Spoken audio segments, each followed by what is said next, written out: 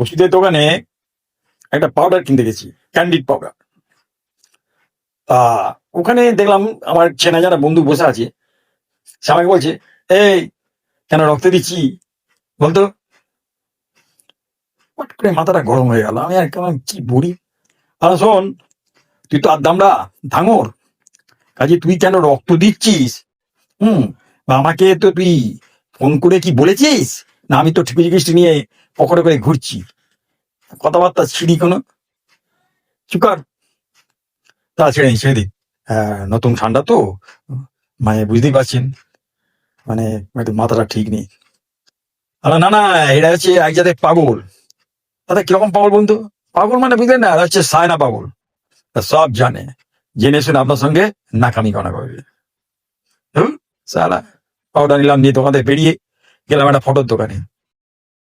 সেখানে গিয়ে দেখি দোকানদার বলছে, আচ্ছা দেখছেন তো কিরকম দোকানে ফটো ফটো কেন রেখেছি জানেন? আনলে সালা, এক জায়গা থেকে এলাম, এখানে আর এক প্রশ্ন, ফটো কেন রেখেছি জানেন? আর কি বলি, বললাম শোন, তোদের মতন দোকানদার না, এই যে মরে যাবি, তোদের এই ফটোগুলো ফ্রেমে বাঁধিয়ে দোকানে সাজিয়ে রাখা হবে, আর তোর ছেলে পুলে আরো যত সব আসবে তোকে দেখবে।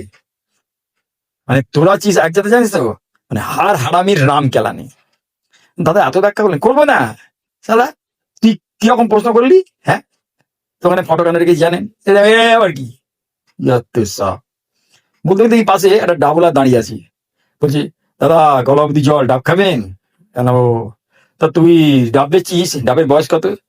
এই তো দাদা একটা মানে বিটিকেল প্রশ্ন করলেন। কেন রে? না না, আমি তো দেখুন সকাল থেকে তো ডাব বেচছি, আমি তো সব গাছের কাছে ঘুরে ঘুরে দাঁড়িয়ে নেই, ওদের তো বয়স কাউন্ট করার মতো সময় নেই।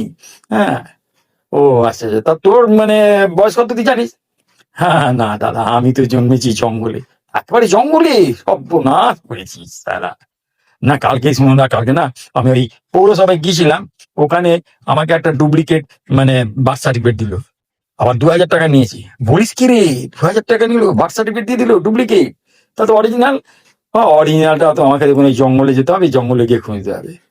ও শোন, যদি জঙ্গলে গিয়ে খুঁজে পাস, তাহলে সুন্দরবনে বাইপাসে আমার একটা ঘর আছে, ওখানে চলে আসবি, আমি কি সুন্দর করে ল্যামিনেশন করে দেবো।